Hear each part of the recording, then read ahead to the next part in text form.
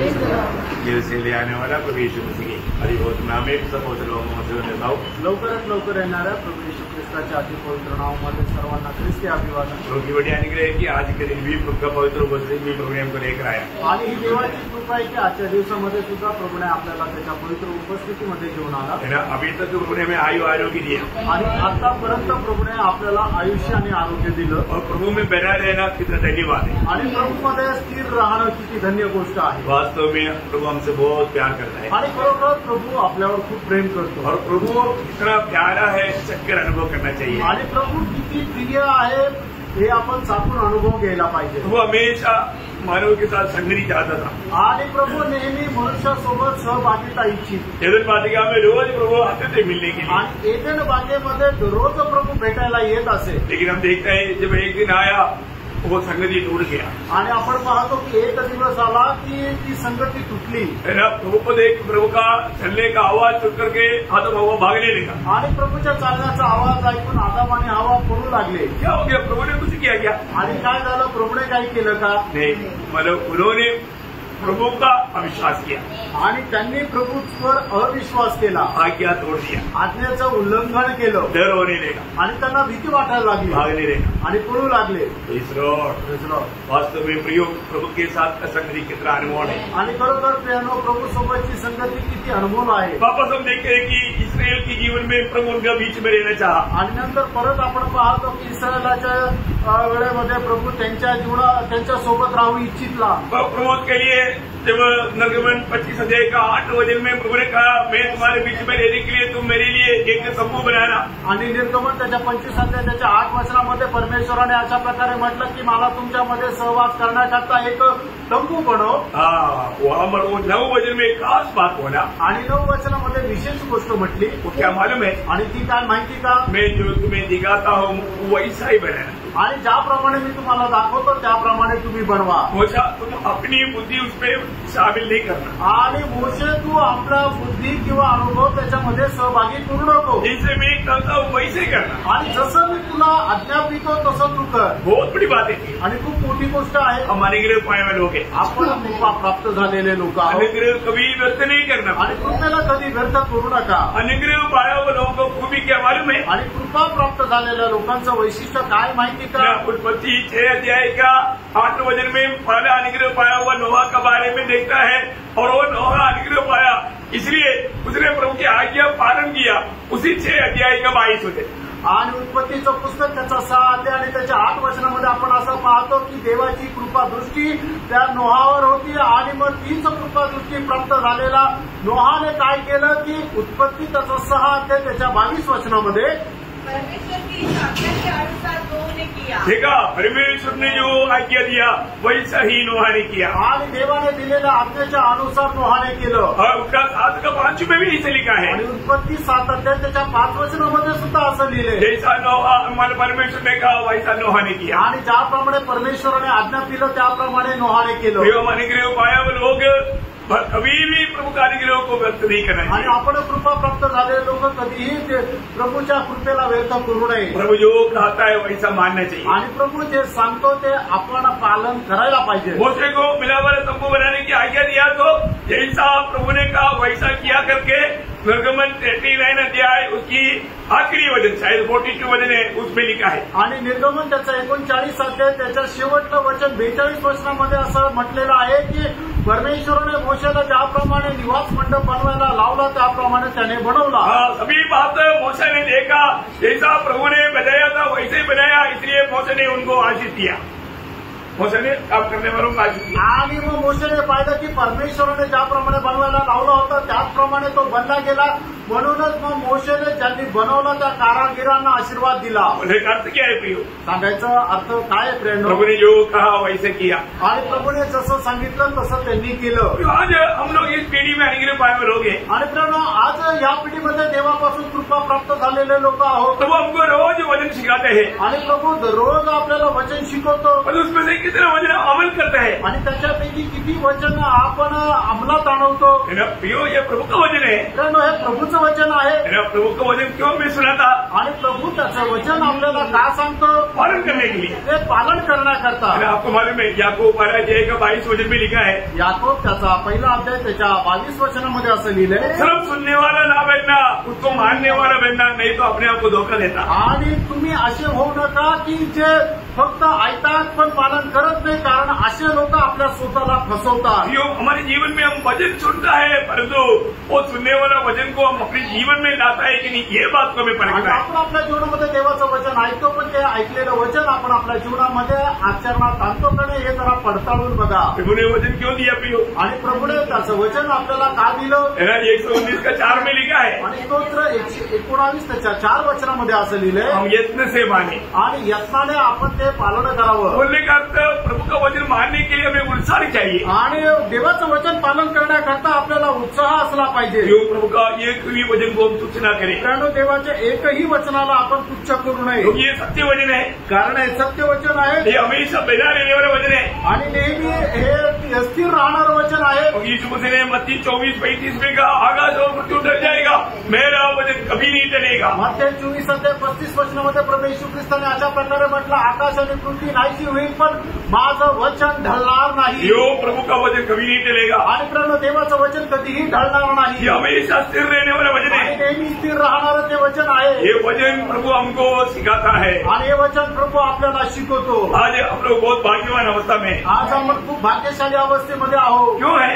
का आहे? क्योंकि प्रकाशित वाक्य 12:3 वचन में लिखा है, ये पढ़कर सुनाने वाला, सुनने वाला और मानने वाला तीनों धन्य लोग हैं। आणि प्रकटीकरण त्याचा पहिला अध्याय आणि त्याच्या 3ऱ्या वचनामध्ये असं म्हटलेलं आहे की वाचून सांगणारा, ऐकणारा आणि ते पालन करणारा तिन्ही धन्य आहे। इतना अच्छा बात है, आणि किती चांगली गोष्ट आहे। ये वचन को हमें बहुत गौर देकर सुन करके अमल करना चाहिए, आणि देवाचं वचन खूप गंभीरपणे ऐकून ते पालन करायचंय। है ना। इसलिए ये वचन को, मतलब दानियल को बोला तो उस वचन को चाप डालकर रखा, परंतु प्रकाशित वाक्य के बारे में प्रकाशित वाक्य 22:10 में ऐसे लिखा है, आणि दानियेलला ज्या वेळेला हे प्रकाशन मिळालं त्यावेळेला दानियेलला अशा प्रकारे सांगितलं की तू याला शिक्का करून बंद करून ठेव, पण दानियल त्याचा 22 अध्याय प्रकटीकरण त्याचं 22 अध्याय 10 वचनामध्ये असं लिहिलेलं आहे, उसको चाप नहीं डालना आणि याला शिक्का मारू नको, क्योंकि समय ही निकट है, कारण आता वेळ जवळ आली आहे, बंद नहीं करना है, आणि याला बंद करू नको। ये वचन को हमें कितना गौर देख करके समझना आणि चाहिए। प्रणव देवाचं वचन किती गांभीर्याने आपण समजून घ्यायला पाहिजे। हमेशा वचन में मिलावट नहीं करना, आणि वचनामध्ये भेसळ नाही करायची। मिलावट करेगा तो बहुत भयंकर दोषी हो जाएगा, आणि जर भेसळ करू तर आपण भयंकर दोषी राहू। आज लोग बहुत से प्रचारक वचन में मिलावट करता है, आणि पुष्कळ प्रचारक जे आहे ते वचनामध्ये भेसळ करतात। तो वही 22 अध्याय का 18-19 वचन में सख्त चेतावनी दिया, आणि तेच प्रकटीकरण 22 अध्याय 18 आणि 19 वचनामध्ये प्रभूने एकदम सख्त चेतावनी दिली। मैं हर एक को जो इस पुस्तक की भविष्यवाणी की बातें सुनता है गवाही देता हूँ, यदि कोई मनुष्य इन बातों में कुछ बढ़ाए तो परमेश्वर उन विपत्तियों को जो इस पुस्तक में लिखी है उस पर बढ़ाएगा। यदि कोई इस भविष्यवाणी की पुस्तक की बातों में से कुछ निकाल डाले तो परमेश्वर उस जीवन के वृक्ष और पवित्र नगर में से जिसका वर्णन इस पुस्तक में है उसका भाग निकाल देगा। बाप रे, कितना भय मानना चाहिए भैया। अरे आपण बरोबर प्रभूचं किती भय मानायला पाहिजे। आपको समझ में आ रहा है ना? आणि तुमच्या लक्षात येत आहे ना? प्रभु वचन में कभी भी जोड़ना भी नहीं, तोड़ना भी नहीं। आणि देवाच्या वचनामध्ये कधी काही जोडायचं पण नाही आणि तोडायचं पण नाही। इतना बड़ा नुकसान हो जाएगा, आणि किती मोठं नुकसान होईल, है ना। आपको मालूम है जब प्रभु ने इस्राएल की मांग के अनुसार प्रथम राजा शाऊल को जब दिया, आणि मग इस्रायलला मागणीच्या अनुसार प्रथम राजा शाऊलला त्यांनी प्रभूने दिलं, लेकिन प्रभु को बहुत पछतावा हुआ, आणि प्रभूला पश्चाताप झाला। खास करके क्यों पछतावा हुआ? आणि विशेष करून का पश्चाताप झाला? क्योंकि उसको जो कहा उसने नहीं माना, आणि शाऊलला जे काही आज्ञा दिलं होतं त्याच्या अनुसार त्याने केलं नाही। ध्यान देना, लक्ष द्या प्रियांनो।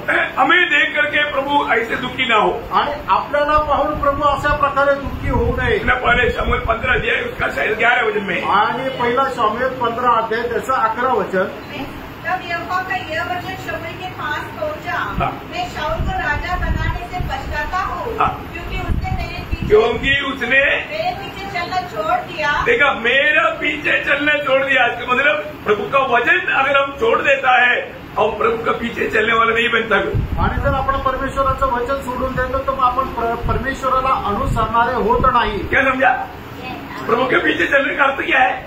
वचन वचन पर चलना। आणि प्रभूच्या पाठीमागे चालायचं याचा अर्थ काय आहे की आपण वचनाच्या अनुसार चालायचं। आत्मा के अनुसार चलने का अर्थ क्या है? आणि आत्म्याच्या अनुसार चालणं याचा अर्थ काय आहे? वचन के अनुसार चलना, वचनाच्या अनुसार चालणं। क्योंकि तेरा वचन मेरा पाप के लिए दीपक मार्ग के लिए उजियारा होकर के प्रभु ने दिया है। आणि परमेश्वराचं वचन आपल्या पावलाकरता दीपक आणि मार्गाकरता प्रकाश असं दिलं आहे। जो व्यक्ति प्रभु के वचन के अनुसार नहीं जीता आणि जो व्यक्ती देवाच्या वचनाच्या अनुसार जीवन जगत नाही वो आत्मा में नहीं चलता, आणि तो आत्म्यामध्ये चालत नाही। प्रभु का दिल को दुख देता आणि प्रभूच्या हृदयाला तो दुःख तो देतो आत्मा को शोकित करता। आणि आत्म्याला तो शोकित करतो। इतना दुख भरा बात है। आणि किती दुःखाने भरलेली गोष्ट आज आहे। हम अनेक लोग यहाँ पर बैठा हुआ अनेक लोग ये बात को जानना है कि प्रभु मुझे में आज आनंद दे क्या। आणि या ठिकाणी बसल्या प्रत्येकाने हे जाणून घ्यायचं की प्रभू माझ्यामध्ये आनंदी आहे का।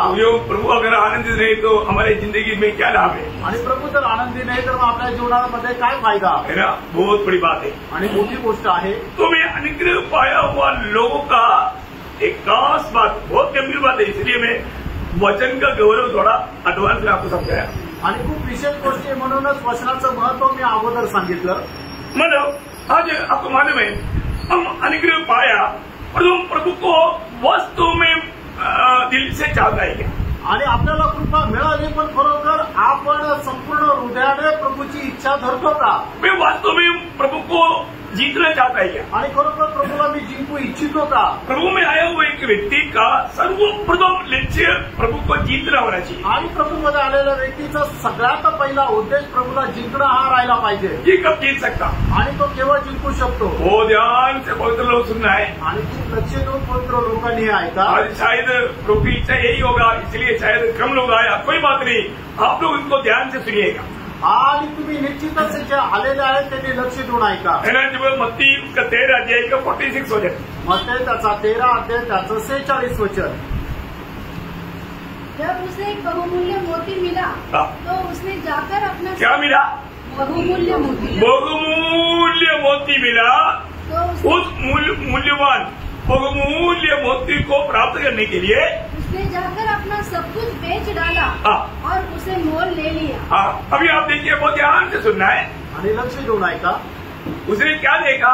आणि त्याने काय पाहिलं? एक बहुमूल्य मोती देखा। अनेक बहुमूल्य मोती पाहिला। उसको पाने के लिए उसको क्या करना पड़ा? आणि त्याला मिळवण्याकरता त्याला काय करावं लागलं? सब कुछ देना पड़ा। आणि सगळं काही त्याला द्यावं लागलं। देखिए, प्रभु यीशु मसीह की दृष्टि में वो बहुमूल्य मोती मंडली है। आणि प्रभूच्या दृष्टीने तो बहुमूल्य मोती मंडळी आहे। मंडली के लिए वो बहुमूल्य मोती यीशु मसीह है। आणि मंडळी करता तो बहुमूल्य मोती येशू ख्रिस्त आहे। वो ध्यान से समझना। आणि खूप लक्ष देऊन समजून घ्या। यीशु मसीह ने अपना सब कुछ दे करके मंडली को खरीदा। आणि येशू ख्रिस्ताने आपलं सर्व काही देऊन मंडळीला घेतलं। उसी प्रकार त्याचप्रमाणे हमें मसीह को जीतना है तो, आणि आपल्याला ख्रिस्ताला जिंकायचं आहे तर भैया हमारा सब कुछ देना पड़ेगा, तभी हम मसीह को जीतेगा। आणि आपलं सगळं काही द्यावं लागेल, त्याच वेळेला आपण ख्रिस्ताला जिंकू शकू। एक सच्चा मसीह चेला बनना ये इतना हल्की बात नहीं प्रियो। आणि खरा ख्रिस्ताचा शिष्य होणं एवढं साधारण गोष्ट नाहीये प्रियांनो। देखो, आप दिल खोल करके देखो, जिंदगी एक ही जिंदगी है। अगर आप ये वचनों को नहीं समझेगा ना, फिर आप हमको नहीं समझाया ऐसा बात मत अपने बोलना।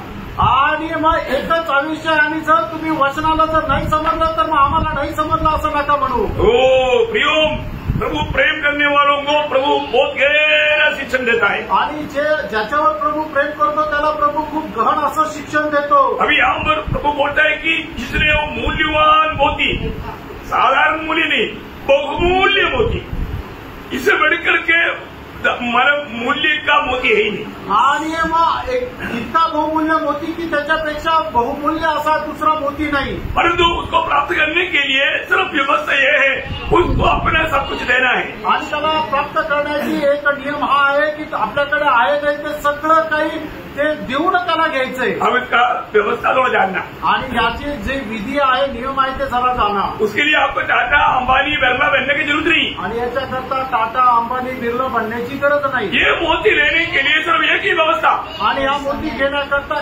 एकच व्यवस्था. आपके पास जो है वो सब देगा तो ये मूल्यवान मोती आपको मिलेगा. आणि तुमच्याकडे जे काय आहे ते सगळं तुम्ही द्याल त्यावेळेला हा मोती तुम्हाला भेटेल. थोड़ा भी लेके नहीं छोड़ सकता. आणि थोडंही ठेवू शकत नाही. आपके पास जो है वो सब कुछ देने के लिए तैयार है तो आपको ये मूल्यवान मोती प्राप्त है.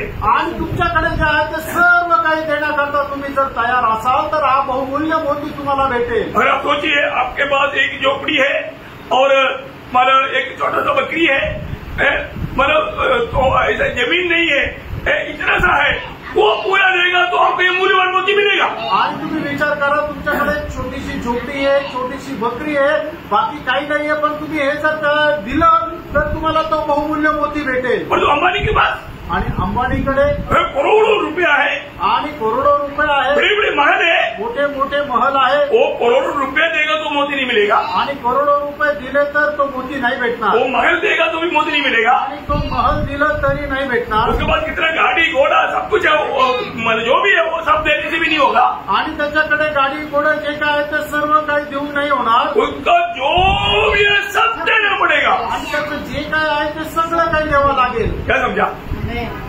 अपना बोलने के लिए उसको कुछ नहीं देना, सब कुछ देगा तभी उसको भी ये मोती मिलेगा. आणि आपलं आहे असं म्हणण्याकरता त्याला काहीच नाही राहिला पाहिजे, सगळं काही त्याला द्यावं लागेल. देखो ये प्राप्त करना इस जीवन में हमारे लिए बहुत बड़ी बात है. आणि प्राप्त करणं आपल्या जीवनामध्ये खूप महत्वपूर्ण आहे. एक सच्चा चेला बनने का भी व्यवस्था, क्लियर व्यवस्था वही है. आणि एक खरं शिष्य होण्याची एक चांगली व्यवस्था तीच आहे. कल हम लोगों ने लूका उसका 14 अध्याय का 26-27 पढ़ा था.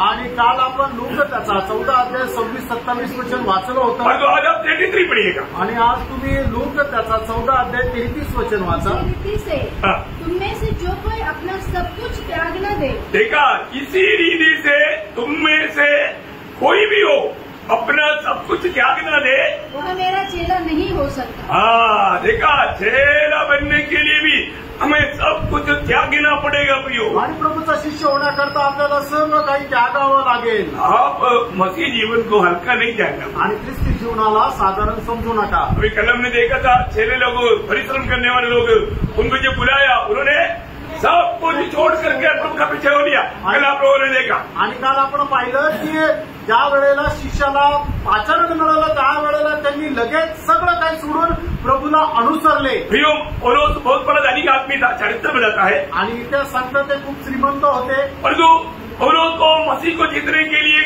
क्या होना पड़ा? आणि मग पौलाला ख्रिस्ताला जिंकण्याकरता काय व्हावं लागलं? सब कुछ त्यागना पड़ा. आणि त्याला सगळं काही त्याग करावं लागलं. और एक बार फिलिपियों 3 अध्याय का 7 से 9 वचन पढ़ा. आणि फिलिप्पियराचं पत्र त्याचा 3 अध्याय 7 ते 9 वचन. परंतु जो बातें मेरे लाभ की थी उन्हीं को मैंने मसीह के कारण हानि समझ लिया है. वरन मैं अपने प्रभु मसीह यीशु की पहचान की उत्तमता के कारण सब बातों को हानि समझता हूँ, जिसके कारण मैंने सब वस्तु की हानि उठाई और उन्हें पूरा समझता हूँ, जिससे मैं देखो वो भाग को बहुत ध्यान देना, जिससे मैं मसीह को प्राप्त करूं. मसीह को प्राप्त करने के लिए मैंने क्या किया? मैंने जो कुछ भी मुझे लाभ का है सब कुछ मैंने बिल्कुल प्रभु की खातिर त्याग दिया. आणि ख्रिस्ताला प्राप्त करण्याकरता माझ्यासाठी जे जे चांगलं होतं, जे जे फायद्याचं होतं ते सर्व काही मी त्यागलं. यहाँ पर एक खास बात मैं आपको बताना चाहता हूँ. आणि या ठिकाणी एक विशेष गोष्ट मी सांगू इच्छितो. आप अगर सोचता है आणि जर तुम्ही विचार करता मैं सब कुछ छोड़ते बिना भी मैं प्रभु को प्राप्त कर सकता है करके सोचता है, तो मैं आपको बताना चाहता हूँ वो सच्चा मसीह नहीं, वो एक झूठा मसीह है. आणि सगळं काही सोडण्याची गरज नाही, त्याच्या व्यतिरिक्त सुद्धा मी प्रभू येशू ख्रिस्ताला प्राप्त करू शकतो. जर असा तुम्ही विचार करता तर मग तो खरा ख्रिस्ती नाहीये, तर तो खोटा ख्रिस्ती आहे. क्या समझा? और आपको लगता है आणि जर तुम्हाला वाटतं तर मुझे सब कुछ नियत डालते हुए भी मुझे मसीह मिल सकता है करके अगर आप दिल दिल में सोचता है तो प्रियो वो ओरिजिनल मसीह नहीं, एक डुप्लिकेट मसीह है। आणि सगळ्याच्या गोष्टींचा त्याग करण्याची गरज नाहीये, तरी सुद्धा मला प्रभू येशू ख्रिस्त भेटू शकतो जर असा व्यक्ती जर आहे तर तो खरा ख्रिस्ती नाहीये तर तो खोटा ख्रिस्ती आहे। जरूर ये दुनिया में ऐसा भी एक सुसमाचार फैलाता है, सुनाता है और लोग पाता है, उनको सब छोड़ने की जरूरत नहीं, सारी दुनिया को खुशी लेकर चल सकता, परंतु प्रियो एक दूसरा यीशु और दूसरा सुसमाचार और दूसरा आत्मा है। आणि मग जगभरामध्ये अशा प्रकारे सुवार्ता सांगितली जाते की ख्रिस्ताला प्राप्त करण्याकरता तुम्हाला सगळ्या गोष्टींचा त्याग करण्याची गरज नाहीये, पण मी तुम्हाला सांगतो ही जी सुवार्ता सांगते ती एक वेगळी सुवार्ता आहे, तो वेगळा येशू आहे आणि वेगळा आत्मा आहे। वो बात दूसरा कोरिन्थी 11 अध्याय के 4 वचन में पौलुस कहता है। दुसरे कोरिन्थीकरांचं पत्र 11 अध्याय 4 वचनामध्ये प्रेषित पौल सांगतो, यदि कोई तुम्हारे पास आकर किसी दूसरे यीशु का प्रचार करे जिसका प्रचार हमने नहीं किया, या कोई और आत्मा तुम्हें मिले जो पहले न मिला था, या कोई और सुसमाचार सुनाए जिसे तुमने पहले न माना था। देखो यहाँ पर हम देखते हैं कि एक अलग सुसमाचार, एक अलग आत्मा। अब देखिए अब किस आत्मा को प्राप्त करना चाहते हो आणि कुठल्या प्रकारचा आत्मा मिळावा अशी तुमची इच्छा आहे। बारका प्रियानो, प्रभु यीशु मसीह के द्वारा उद्धार पाकर के जीने वाले लोगों को इस दूसरी सुसमाचार सुना करके, दूसरा यीशु को दे करके, दूसरी आत्मा दे करके झूठा तसल्ली में धोखा देने के लिए विरोधी आज बहुत प्रयास में है। आणि प्रभू येशू ख्रिस्ताच्यावर विश्वास ठेवण्याच्या द्वारे तारण प्राप्त झालेल्या लोकांना एक वेगळ्या प्रकारची सुवार्ता देऊन, एक वेगळ्या प्रकारचा आत्मा देऊन त्याला फसवण्याकरता सैतान प्रयत्नात आहे। प्रभु में आने के बाद में जैसा अभी पुराने नियम में मूसा के जीवन में जब चुनौती का समय आया, मसीह की निंदा मिस्रईम की भंडार से बढ़ करके बड़ा धन समझा, क्योंकि उसकी नजर फल पाने की ओर लगा करके इब्रानियों के 11:26 में हम लोग पढ़ता है। आणि मग ज्या वेळेला मोशेला त्याला पाचारण झालं त्यावेळेला मोशेने मिस्राच्या धनापेक्षा जास्त प्रभू येशू ख्रिस्त त्यार्थ निंदा सहन करणं हे अधिक जास्त उत्तम आहे असं त्याने समजलं। कारण का की त्याची दृष्टी फलप्राप्तीकडे लागलेली होती। हिब्रीकराचं पत्र 11 अध्याय त्याचं 26 वचन बहुत बड़ी बात है आणि खूप मोठी गोष्ट आहे। प्रभु में बुलाहट पाने के बाद में मेरी और आपके बारे में प्रभु की क्या पद्धति है ये जानना जरूरी बात है। आणि प्रभूमध्ये पाचारण प्राप्त झाल्यानंतर माझ्या संबंधाने देवाची काय योजना हे जाणणं गरजेचं आहे ना। प्रभु हमें किसे बुलाया आणि प्रभूने आपल्याला काय बोलवलं है ना। दूसरा थिस्सलुनीकियों 2 अध्याय के 14 वचन में लिखा है। दुसरं थिस्सलुनीकराचं पत्र 2 अध्याय त्याच्या 14 वचनामध्ये असं लिहिलंय, मसीह की महिमा पाने के लिए बुलाया आणि ख्रिस्ताचा गौरव प्राप्त करण्याकरता बोलवलंय। इस जीवन में जितना अधिक हम त्याग करते रहेगा उतना अधिक हम महिमा पाते रहेगा। आणि या जीवनामध्ये जेवढा जास्त आपण त्याग करू तेवढा जास्त प्रभूचा गौरव आपण प्राप्त करू। मसीह जीवन रोज एक त्याग का जीवन है आणि ख्रिस्ती जीवन दररोज एक त्यागाचं जीवन आहे, एक सफरिंग का जीवन है आणि एक कष्ट सहन करण्याचं जीवन आहे। इसमें क्या होता, याच्यामध्ये काय होतं, ये बात का सही दर्शन अगर नहीं मिला, अब मसीह दौड़ में कभी भी विजय नहीं प्राप्त कर पाए। या गोष्टीचं खरं दर्शन जर आपल्याला ख्रिस्ती दौड्यामध्ये भेटलं नाही तर मग आपण योग्य प्रकारे धावू शकणार नाही। दूसरा कोरिन्थी 3:18 में लिखा है कि हम थोड़े थोड़े हम समझ करके मन उस महिमा में बदलते जाते रहते। आणि दुसरे कोरिन्थीकरांचं पत्र 3 अध्याय त्याच्या 18 वचनामध्ये असं लिहिलेलं आहे की अंश रीतीने ख्रिस्ताच्या प्रतिमेमध्ये आपण बदलत जातो। इस रीति में बदलते बदलते हम प्रभु की उस लक्ष्य की ओर पहुंच जाएगा। आणि अशा प्रकारे बदलत आपण प्रभूच्या त्या लक्ष्यामध्ये पोहोचून जाऊ। क्या है प्रभु के लक्ष्य?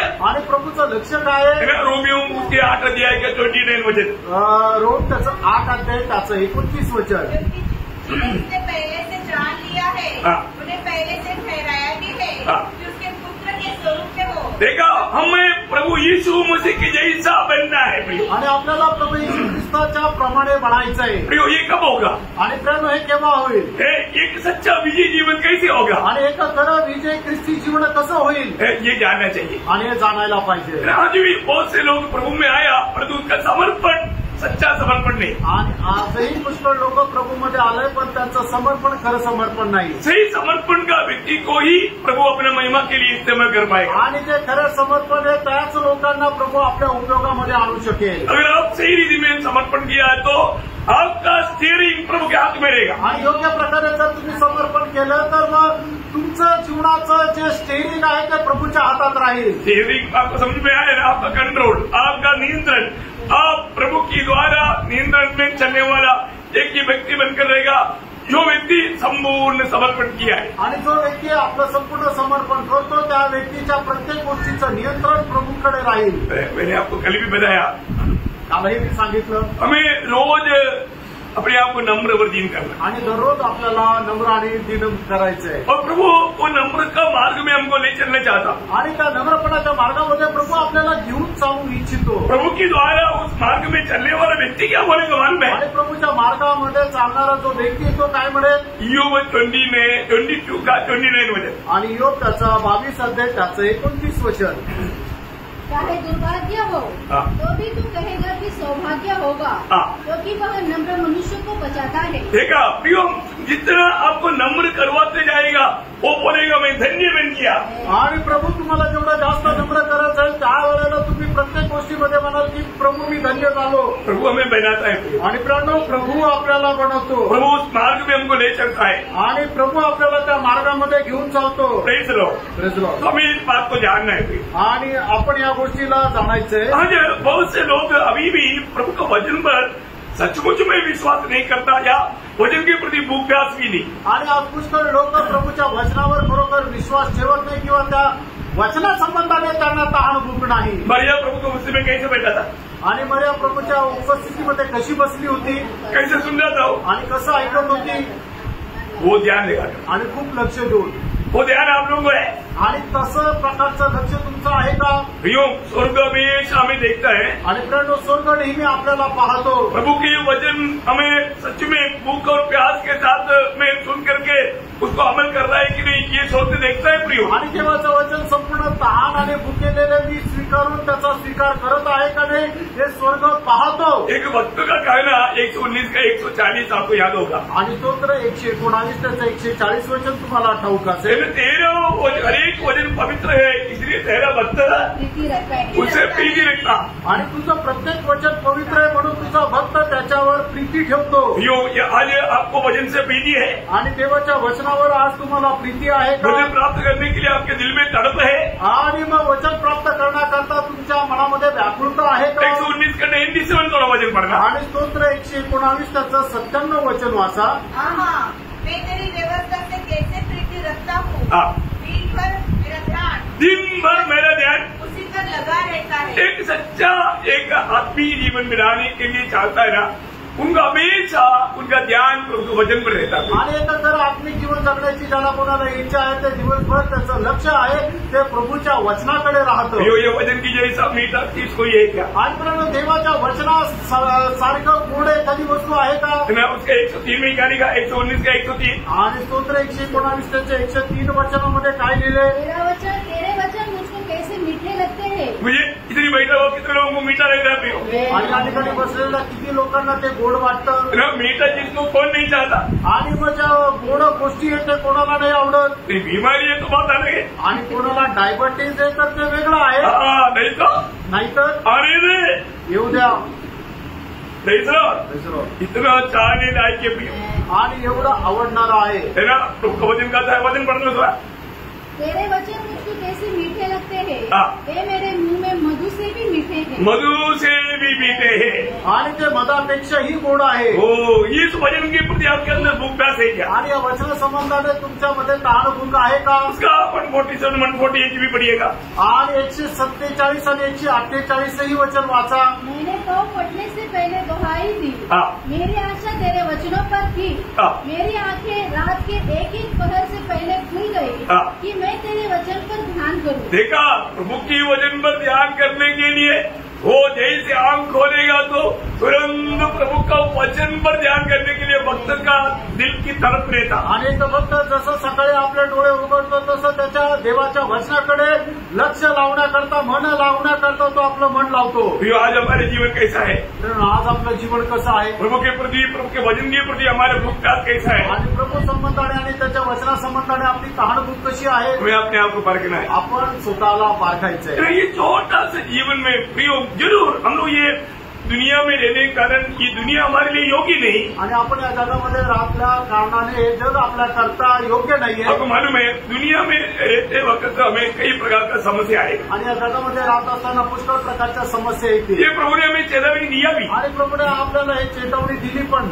योगेंद्र का सुसमाचार 16 अध्याय उसका 33 वचन में प्रभु ने कहा, योहान 16 अध्याय त्याच्या 33 वचनामध्ये प्रभू येशू ख्रिस्त अशा प्रकारे म्हणतात, दुनिया में तुझे क्लेश है आणि या जगामध्ये तुला क्लेश आहे, परंतु मैं जगत को जीत लिया है। आणि मग तू धैर्य धर कारण या जगाला मी जिंकला आहे। मैंने जगत के ऊपर विजय हुआ है, वो प्रभु हमारे साथ है। आणि या जगावर विजय प्राप्त केलेला येशू ख्रिस्त आपल्या सोबत आहे। इसलिए जब हमारे जीवन में क्लेश आएगा तो हमारी भावना क्या रहनी चाहिए? आणि म्हणूनच आपल्या जीवनामध्ये ज्या वेळेला क्लेश येतो त्यावेळेला आपले विचार काय राहायला पाहिजे? मसीह में होने के कारण जरूर हमें क्लेश आएगा आणि ख्रिस्तामध्ये राहिल्या कारणाने निश्चितच आपल्याला क्लेश येतील। तो हमारी मनोभावना क्या होना चाहिए? आणि मग त्यावेळेला आपले मनाचे विचार काय राहायला पाहिजे?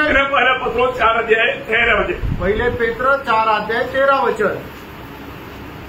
पर जैसे जैसे मसीह के दुखों में सहभागी होते हो आनंद करो, आनंद करो, जिससे उसकी महिमा के प्रकट होते समय तुम आनंदित और मगन हो। देखा प्रियो, ये जीवन में जिभी भी मसीह में होती हुई भी अगर हमें कुछ तकलीफ आता है तो दुखी निराश नहीं होना, आनंद करने के लिए वचन कहता। आणि मग या जगामध्ये जीवन जगत असताना आपल्या जीवनामध्ये कुठल्या प्रकारचा त्रास संकट क्लेश येतो तर आपल्याला दुःखी नाही व्हायचे तर आपण आनंद करायचा। ये दुनिया मसीह लोगों को जरूर तकलीफ देगा आणि हे जग जे आहे ते ख्रिस्ती लोकांना निश्चितच त्रास देईल। उसका 16 वचन, त्याचं 16 वचन। पर यदि मसीह होने के कारण दुख पाए तो लज्जित न हो, पर इस बात के लिए परमेश्वर की महिमा करो। देखा मानो प्रियो, अगर हम प्रभु के खातिर दुख कष्ट होता है ना, एक सच्ची बात मैं आपको बताना चाहता हूँ, ऐसा ही लोग परमेश्वर की दृष्टि में सबसे मूल्यवान बनते जा रहा है। आणि मग ज्या लोकांना प्रभू येशू ख्रिस्त प्रित्यार्थ कष्ट दुःख सहन करावं लागतं तेच लोक प्रभूसाठी बहुमूल्य होत आहे। आपको मालूम है ये जो मूल्यवान मोती कहाँ बना जाता है? आणि बहुमूल्य मोती जे आहेत ते कुठं बनतात? सागर की बड़ी नीचे आणि मग सागराच्या तळाशी। वो कैसे बनता है? आणि मग ते कसे बनतात? वहाँ पर एक जीवी रहता है, वो जीवी चलते वक्त कोई न कोई पत्थर पर स्नान करके उससे खून निकलता, वो खून उस पत्थर में लिप जाता और उस खून की द्वारा वो पत्थर के साथ वो लिपने के कारण बहुत सालों की परिवर्तन की बाद में वो एक मोती होकर के बन जाता। आणि मग समुद्रामध्ये असे एक जीवी आहे की तो जीवी ज्या वेळेला समुद्रामध्ये राहतो त्यावेळेला एखाद्या दगडाचा त्याला घसरा बसल्यानंतर मग त्याच्यातून ते रक्त येतं आणि ते रक्त त्या दगडावर पडतं आणि मग पुष्कळ वर्षामध्ये ते जे पडलेलं आहे त्याचं रूपांतर एका सुंदर मोत्यामध्ये होतं। मतलब उस जीवी को उस अवस्था में बहुत प्रकार की अनुभव में होकर के गुजरना पड़ता है। आणि मग त्या जो प्राणी आहे त्याला तशा प्रकारचे अनुभव पुष्कळ प्रकारच्या अनुभवामधून जावं लागतं। इसी प्रकार अशाच प्रकारे प्रभु में चुनौती पाने के बाद में एक वक्त को भिन्न भिन्न प्रकार की, इसलिए नाना प्रकार का परीक्षा लिखा, नाना प्रकार की परीक्षाओं में गुजरते हुए उसकी गरमाइश में उसकी तकलीफों में वो प्रभु के लिए मूल्यवान मोती बन जाता। आणि एक भक्त ज्या वेळेला प्रभूमध्ये चालतो त्या वेळेला वेगवेगळ्या प्रकारच्या परीक्षेमधून त्याला जावं लागतं आणि त्या कष्टाच्या द्वारे तो प्रभू करता एक बहुमूल्य मोती होतो। प्रियो, इसलिए हमारे जीवन में आने वाला, मसीह जीवन में आने वाला हर एक कष्ट, हर एक तकलीफ, हर एक परेशानी, हर एक निंदा, सब कुछ बात मिला करके हमें प्रभु का दृष्टि में सबसे मूल्यवान बनाने के लिए प्रभु कार्य कर रहा है। आणि म्हणूनच आपल्या जीवनामध्ये येणाऱ्या प्रत्येक प्रकारचं दुःख संकट क्लेश त्रास वेदना हे सगळं आपल्या जीवनामध्ये येऊन त्याच्याद्वारे प्रभू आपल्याला बहुमूल्य मोती बनवत आहे। ऐसे समय में ये दर्शन पाया हुआ एक भक्त कभी भी दुखी और निराश नहीं होता। आणि अशा वेळेला एक चांगलं दर्शन प्राप्त झालेला व्यक्ती जो आहे त्या दुःखामध्ये कधीही निराश होत नाही। इवन प्रभु ने वायदा दिया है पहला कुरिन्थियों 10:13 में, तुझे सहने से बाहर कभी भी कोई समस्या आने नहीं देगा प्रभु। आणि पहिले कुरिन्थियों पत्र 10 अध्याय 13 वचनामध्ये प्रभूने आपल्याला अभिवचन दिलं की आपल्या क्षमते पलीकडे तो आपल्याला परीक्षेमध्ये पडू देणार नाही। इस पीढ़ी में, इस समय में मैं उस प्रभु के लिए तकलीफ सहने के लिए मैं तैयार है कि नहीं, ये बात को मैं परख देखना। आणि या पिढीमध्ये प्रभूसाठी मी ते कष्ट दुःख सहन करायला तयार आहे का नाही हे आपण पडताळून बघा. हमारे जीवन में कितनों भी कष्ट में दुख में प्रभु होकर जाने देगा, उसके पीछे परमेश्वर के एक महत्वपूर्ण उद्देश्य भी.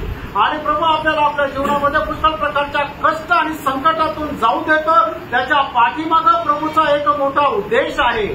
कई बार कष्ट सहता है, परंतु उसमें कभी कभी कुड़कुड़ आता है. आणि पुष्कळ वेळा आपल्या जीवनामध्ये आलेले जे कष्ट आहे ते सहन करत असताना आपण कुरकुर करतो. हम वजन अभ्यास करता है और वजन बोलता है, परंतु वहां पर भी कभी कभी हम लोग घमंडी बन जाता.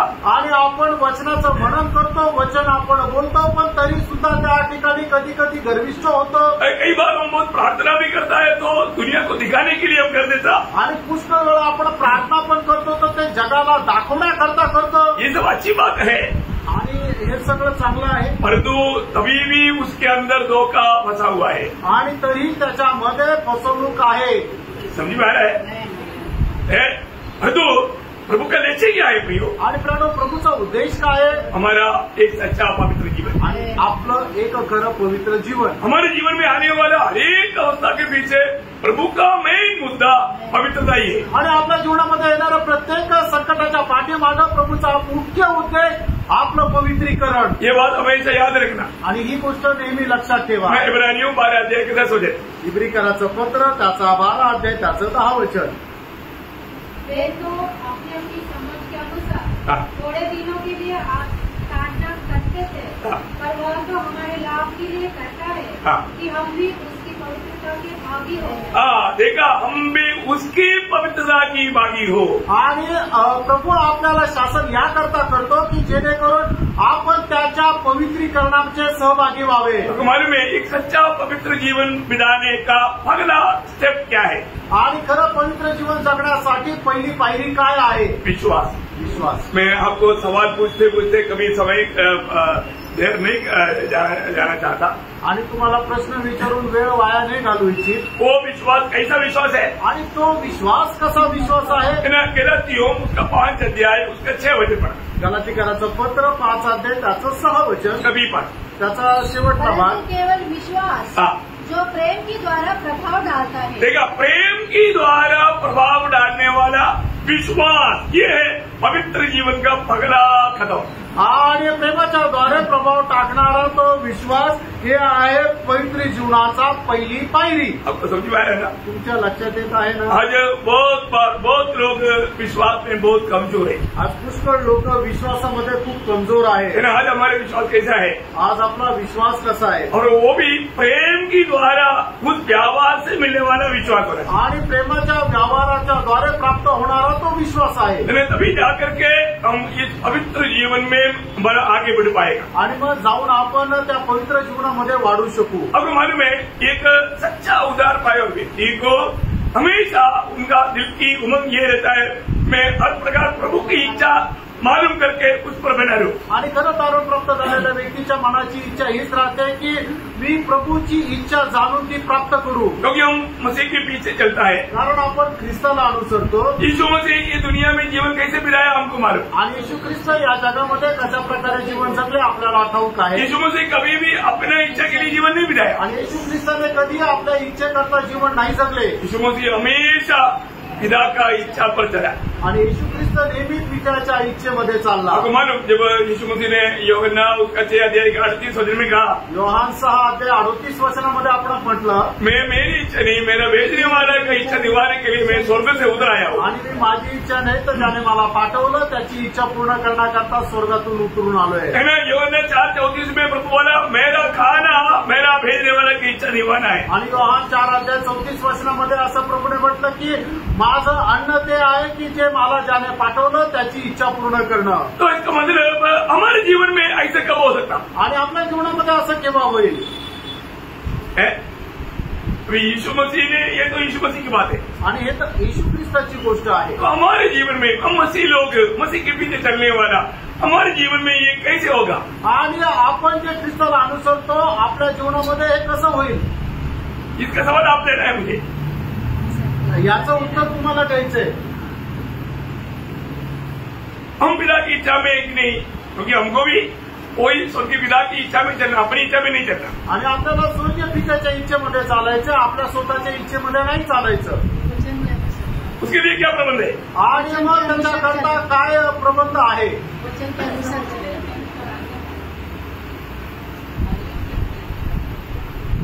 आप लोगों को कई बार बताया लेकिन वो शायद भूल गया। आणि पुष्कळ वेळा तुम्हाला सांगितलं पण कदाचित तुम्ही विसरले।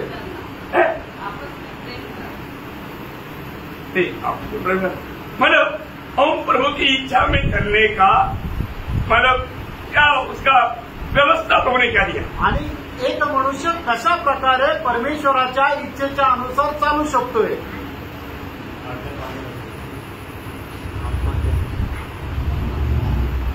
देखिए लूका 9:23 लूक त्याचा 9 अध्याय त्याचं 23 वचन।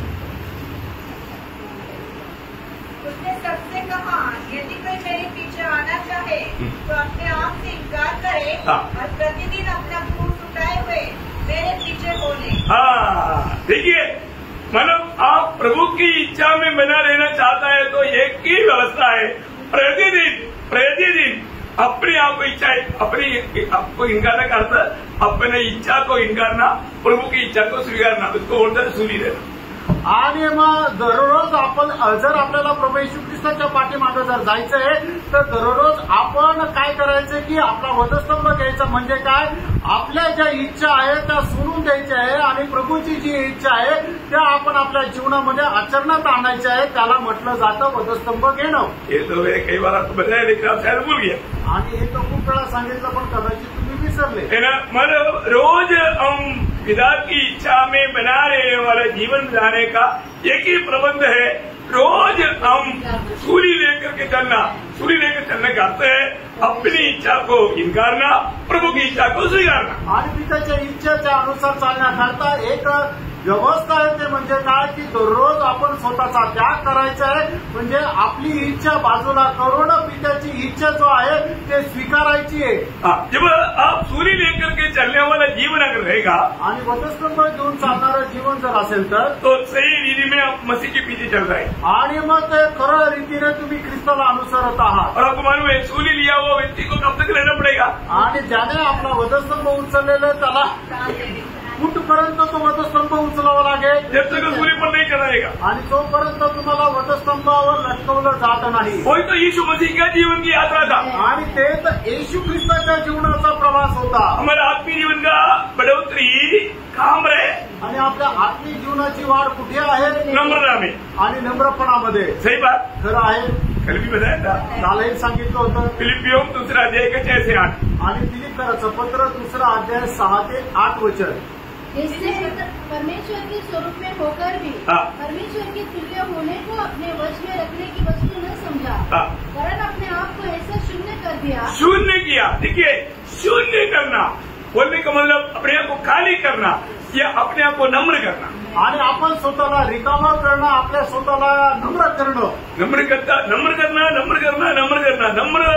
नम्र 7 सीढ़ी उतरा प्रभु ने। आणि नम्रपणाच्या 7 पायऱ्या प्रभू येशू ख्रिस्त उतरला। आखिर काम की नम्रता की आखिरी सीढ़ी 8 वचन आणि त्याचं 8 वचन नम्रपणाची 8वी सीढ़ी। यहाँ तक आज्ञाकारी रहा कि मृत्यु क्रूस की मृत्यू भी सहली। देखिए जीरो आ गया, जीरो में आ गया आणि मग तो शून्यामध्ये आला। कम्प्लीटली जीरो आणि पूर्णपणे शून्य।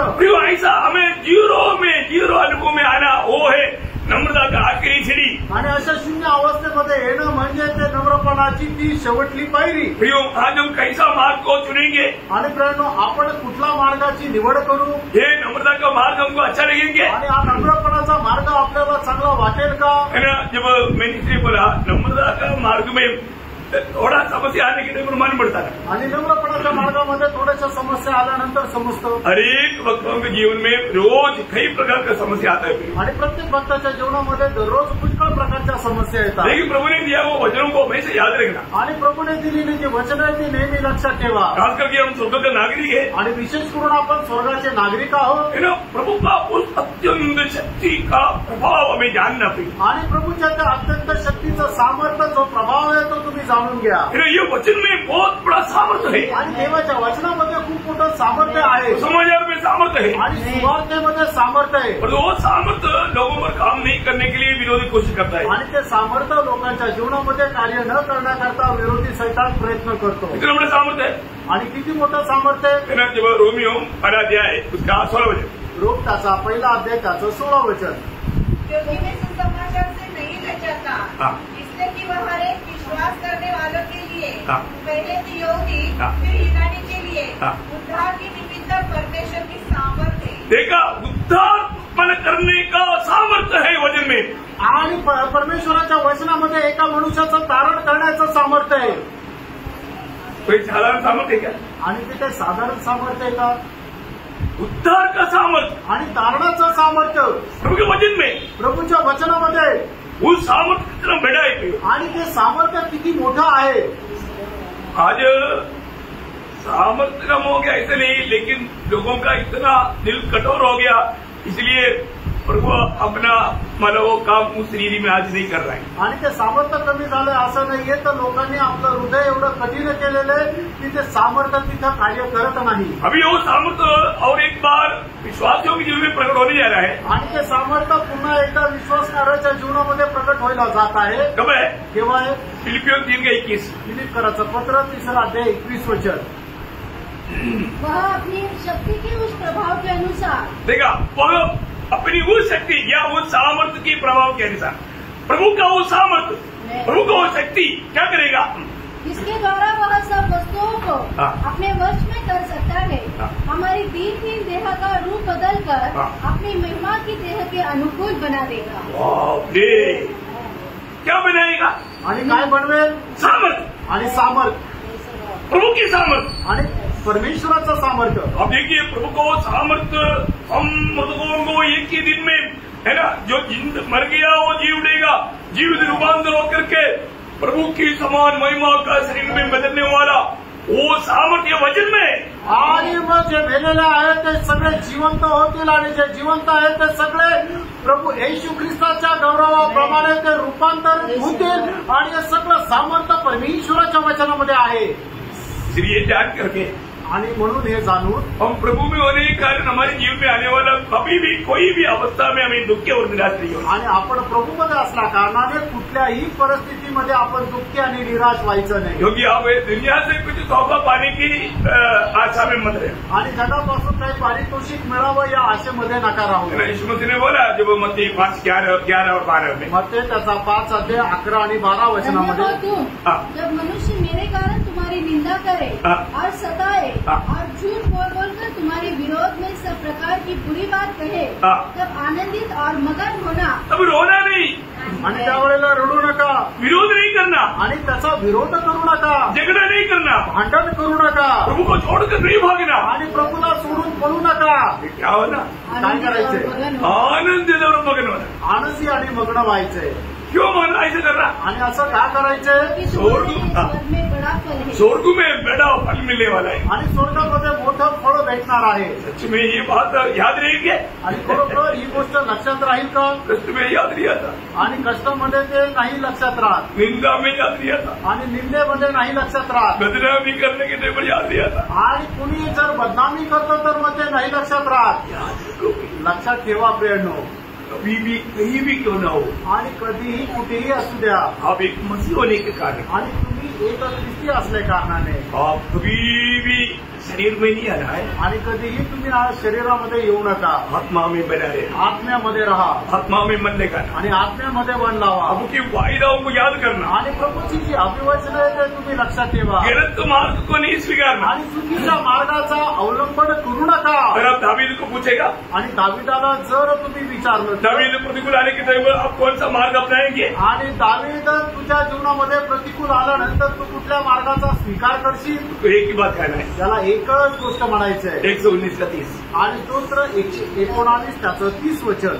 मैंने सच्चाई का मार्ग चुन लिया है. हाँ, मैंने सच्चाई का, एक्चुअली मैं विश्वास योग्य मार्ग चुना है, आणि मी विश्वास योग्य मार्ग निवडला आहे. यो अनेक पवित्र लोग प्रभु में आने के बाद में, आपको सबको मालूम है, प्रकाशित वाक्य 2:10 के भी पाठ, मृत्यू तक विश्वास योग्य रहना. आणि प्रकटीकरण 2 अध्याय त्याच्या 10 वचनामध्ये म्हटलेलं आहे की मरेपर्यंत विश्वास योग्य राहा. यो हमारे जीवन में एक सच्चा उलट पाया व्यक्ति है तो मृत्यू तक इतना भी दाम चुकाना पड़े, विश्वास योग्य रहना चाहिए. आणि खरं जर तारण प्राप्त झालेला व्यक्ती आहे तर तो मरेपर्यंत विश्वास योग्य राहील. हमें उस दिन ये पुकार सुनना है. आणि त्यावेळेला आपल्याला हा आवाज ऐकायचा आहे. कौन सा पुकार? येस. मत्ती 25:21. आणि मत्ते त्याचा 25 अध्याय त्याचं 21 वचन. स्वामी ने उससे कहा, धन्य है अच्छे और विश्वास योग्य दास, तू थोड़े में विश्वास योग्य रहा, मैं तुझे बहुत वस्तुओं का अधिकारी बनाऊंगा, अपने स्वामी के आनंद में सहभागी हो. इतनी बड़ी बात है प्रियो. आणि किती मोठी गोष्ट आहे प्रियो. उस दिन प्रभु के मुंह से हमें ये बात सुनने के लिए आना चाहिए. आणि त्या दिवशी प्रभूच्या तोंडातून ही गोष्ट आपल्याला ऐकायला आली पाहिजे. तो ये कौन सुन पाएगा? आणि हे कोण ऐकू शकेल? इस जीवन में जो प्रभु ने कहा हुआ हर बात में यदि विश्वास योग्य रहे तब. आणि या जीवनामध्ये प्रभूने सांगितलेल्या प्रत्येक गोष्टी पालन करण्यामध्ये जर आपण विश्वास योग्य राहिलं तर ये कैसे हमको मालूम पड़ेगा अभी? आणि आपल्याला कसं समजेल? आज आपको समझने के लिए मैं 2-3 बात जल्दी बताता हूँ. आणि आज तुम्हाला समजण्याकरता 2-3 गोष्टी मी लवकर सांगतो. हमारे जिंदगी का अधिक समय हम किसके साथ बिताता? आणि आपल्या जीवनाचा सगळ्यात जास्त वेळ आपण कोणासोबत घालवतो? हम आज किसके साथ का संगति ज्यादा चाहता? आज कोणासोबत संगती आपल्याला जास्त आवडते? हमारी विचार हमेशा किस बातों पर है? आणि आपले विचार नेहमी कुठल्या गोष्टीकडे आहे? अरे तीनों सवाल की जवाब बराबर आप दिया तो. आणि या तिन्ही प्रश्नाची उत्तरं जर तुम्ही बरोबर दिले तर आप कौन सा व्यक्ति है, विश्वास योग्य है, विश्वासघाती है, ये मान पड़ेगा. आणि मग तुम्ही विश्वास योग्य आहे का विश्वासघाती आहे तुम्हाला समजेल. वापस एक बार बताओ. पुन्हा एकदा सांगू. ये 3 सवाल अपने आप को पूछना. आणि 3 प्रश्न तुम्ही स्वतःला विचारा. मतलब मेरा जीवन की सबसे ज्यादा मैं समय किसके साथ, प्रभु के साथ बिताता है या दुनियादारी के साथ? आणि माझ्या जीवनाचा सगळ्यात जास्त वेळ जो आहे तो मी प्रभू सोबत घालवतो का जगाच्या गोष्टीसाठी घालवतो? समय को पक्का परखना. आणि वेळेला निश्चितच पारखा. मेरे जिंदगी में 24 घंटे एक दिन में प्रभु अगर देता है आणि माझ्या जीवनामध्ये प्रभूचा दिवसातले 24 तास देतो तर इसमें ज्यादा समय में किसके साथ बिताता? आणि याच्यामध्ये जास्त वेळ मी कशासोबत घालवतो? और दूसरी सवाल, आणि दुसरा प्रश्न, किसके साथ का संगति में अधिक चाहता? आणि कोणासोबत संगती मला जास्त आवडते? प्रभु के साथ का संगति या दुनियादारी की संगति? आणि प्रभू सोबतची संगती का जगासोबतची संगती? तीसरी बात, तिसरी गोष्ट, मैं जब फालतू में मिस्र में भी पड़ा रहने के टाइम पर मेरा चिंता किस बात पर है? आणि ज्या वेळेला मी बिछाण्यावर पडलेला राहतो त्यावेळेला काय विचार करतो? हमारा चिंता जो है वही वो व्यक्ति है करके 3 वचन 23-7 पढ़ता है. आणि नीतिसूत्र 23 अध्याय त्याच्या 7 वचनामध्ये लिहिलेलं आहे की मनुष्य जसा विचार करतो तसा तो राहतो. ये 3 सवाल का जवाब आपको स्वयं आपको पाना है. आणि या 3 प्रश्नाची उत्तर तुमच्या स्वतःला मिळवायचे. ये इसमें आपको खुद इसका उत्तर प्रभु को देना है. आणि याचं उत्तर तुम्हाला प्रभूला द्यायचंय. और एक छोटा बात बताकर मैं समाप्त करना चाहूंगा. अजून एक छोटी गोष्ट सांगून मी थांबे. हमारे जीवन में प्रभु का भय हमेशा हमारे में बना रहना एक सच्चा भक्त के लिए अनिवार्य बात है. आणि प्रभूचं भय नेहमी एका भक्ताच्या जीवनामध्ये राहणं हे प्रत्येकाकरता अनिवार्य आहे. हमारा पूरा उद्धार के लिए बिना भय मान करके कभी नहीं हो सकता. आणि संपूर्ण तारणा करताच प्रभूचं भय न बाळगता शक्य नाही. दूसरा कोरिंथी 5:11. दुसरे करंथीकराचं पत्र 5:11 वचन. प्रभु का भय मानकर हम लोगों को समझाते हैं. प्रभु का भय मान करके पौलुस यहाँ पर लोगों को या विश्वासियों को समझा रहे हैं. आणि प्रभूचं भय बाळगून या ठिकाणी पौल लोकांना सांगत आहे. क्या समझाता है? आणि काय सांगत आहे? प्रभु का भय मानना चाहिए करके सिखाता. आणि प्रभूचं भय बाळगायला पाहिजे हे शिकवतो. ये अभी की बात नहीं. आणि आताची ही गोष्ट नाही. पुराने नियम में भी प्रभु का ये एक आज्ञा का स्वर है. आणि जुन्या करारामध्ये सुद्धा हे एक आज्ञा आहे. लेवी व्यवस्था 19 अध्याय उसके 14 वचन का भी पाठ. लेवी त्याचा 19 अध्याय त्याचा 14 वचनाचा शेवटला भाग. और अपने परमेश्वर का भय मानना. अपना परमेश्वर का भय मानना. आणि तू आपल्या देवाचं भय बाळग. प्रियो प्रभु का भय मानना. प्रियो आणि प्रेरणो प्रभूचं भय बाळगायचंय. प्रभु का भय नष्ट हो गया तो वो जिंदगी बिगड़ गया. आणि प्रभूचं भय जर नष्ट झालं तर मग ते आयुष्य बिघडलं. और सच्चा भक्तों के जीवन में प्रभु ऐसा कार्य करता है. आणि खऱ्या भक्ताच्या जीवनामध्ये प्रभू असं कार्य करतो. जिसका प्रभु ने हमें उद्धार किया है तो उसको प्रभु ने ऐसे एक दिल दिया है. आणि ज्याचं प्रभूने तारण केलं त्याला अशा प्रकारचं एक हृदय प्रभूने दिलंय. क्योंकि प्रभु ने ऐसा कार्य करेगा करके वायदा दिया आणि असं करेल असं प्रभूने अभिवचन दिलं. तेरा जब यिर्मयाह 32 का 39-40 वचन पढ़ता आणि इर्मया त्याचं 32 अध्याय त्याचं 39 आणि 40 मैं वचन. उनको एक ही मन हाँ। और एक ही चाल कर दूंगा हाँ। कि वे सदा मेरा भय मानते रहे. देखो वे सदा मेरा भाई मानते पर मैं ऐसा करूंगा. आणि मी असं करेल. प्रभु ऐसा करता है. प्रभू असं करेल. प्रभु ने चुने हुए लोगों को आणि प्रभू आपल्या निवडलेल्या लोकांना प्रभु एक ही मन देगा. आणि एकच मन देईल. अभी मुझे नहीं मालूम कितने लोग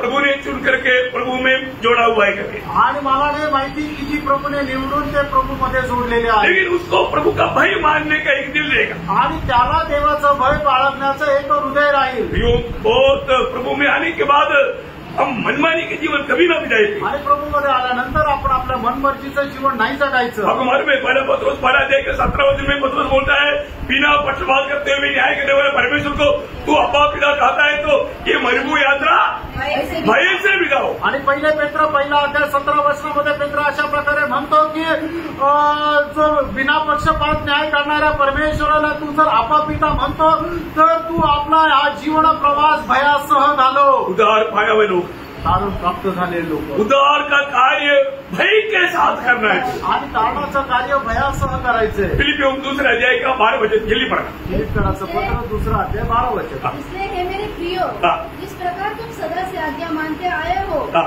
वैसे ही अभी न केवल मेरे साथ रहते हुए हाँ। और विशेष करके अब मेरे दूर रहने पर भी हाँ। डरते और कांपते हुए डरते और कांपते हुए हमारा उदार का कार्य पूरा करते जाओ. डरते और कांपते हुए करना पड़ेगा. आणि आपल्या आपल्या तारणाचं कार्य भीत कापत करायचंय. हम उदार पाए लोग हैं, आपण तारण प्राप्त झालेले लोक और आहे. तुम्हें रोज उदार पाना है. आणि दररोज आपल्याला तारण प्राप्त ये करायचे. आपको सबको मालूम है. आणि आपल्या सर्वांना ठाऊक अभी आहे. अभी उसके लिए एक नया क्लास अभी शुरू करने की जरूरत नहीं. त्याच्याकरता एक नवीन क्लास सुरू करायची गरज नाही. हमारा विश्वास से हमारा आत्मा का उदार हुआ, आणि विश्वासाच्या द्वारे आपल्या आत्म्याचं तारण झालं. और तो अभी हमें रोज प्राण का उदार पाना है. आणि दररोज आपल्याला आपल्या जीवाचं तारण प्राप्त वो करायचंय. कैसे प्राप्त होना? आणि ते कसं प्राप्त होईल? डरते और कांपते हुए. आणि भीत कापत. उसका प्रोग्राम का एक छोटा लिस्ट में आपको बताओ. आणि त्याचा जो कार्यक्रम आहे त्याची छोटी यादी मी तुम्हाला सांगू. कैसा आपको किस बात के लिए कष्ट करना, आणि कुठल्या गोष्टीसाठी कष्ट सहन कैसे करायचे, डरते हुए कांपते हुए काम करना. आणि कसं भीत कापत काम करायचंय. पड़ोसियों पहला अध्याय के 24. गलसीकराचं पत्र पहिला अध्याय 24 वचन. अपने उन दुखों के कारण हाँ। आनंद करता हूँ हाँ। जो तुम्हारे लिए उठाता हूँ, हाँ। और उसी के क्लेशों की बटी हाँ। उसी की देह के लिए हाँ। अर्थात परिचय के लिए हाँ। अपने शरीर में पूरी करता हूँ. देखा, ये है वो कार्य प्रिय. आणि हे आहे ते कार्यप्रियानो. कौन सा कार्य? आणि कुठलं कार्य? मंडली के लिए, मंडळी करता. मंडली के प्रति, आणि मंडळी संबंधाने. मंडली जीवन में आने के बाद मंडळी जीवनामध्ये आल्यानंतर प्रियोम हमें एक बहुत बड़ा जिम्मेवारी दिया है. आणि प्रियानो आपल्याला खूप मोठी जबाबदारी दिली आहे. हमें रोज कष्ट सहना पड़ेगा. आणि दररोज आपल्याला कष्ट सहन करावे लागतील. प्रियोम हमारा उद्धार के लिए पूरा प्रभू कष्ट में सिद्ध बना, आणि आपल्या तारणाकरता प्रभू एकदम कष्टामध्ये परिपूर्ण झाला. और तू मंडली को बनाने के लिए हमें भाग लिया. आणि मंडळीला बनवण्याकरता आपल्याला वाटा दिला. Praise the Lord. जैसे मैं पिछले दिन में आपको बताया, आणि जसं मी मागील दिवसामध्ये सांगितलं, वो 5 रोटी और 2 मछली लाया वो बच्चा घर जाकर के दादी मम्मी को क्या बोला?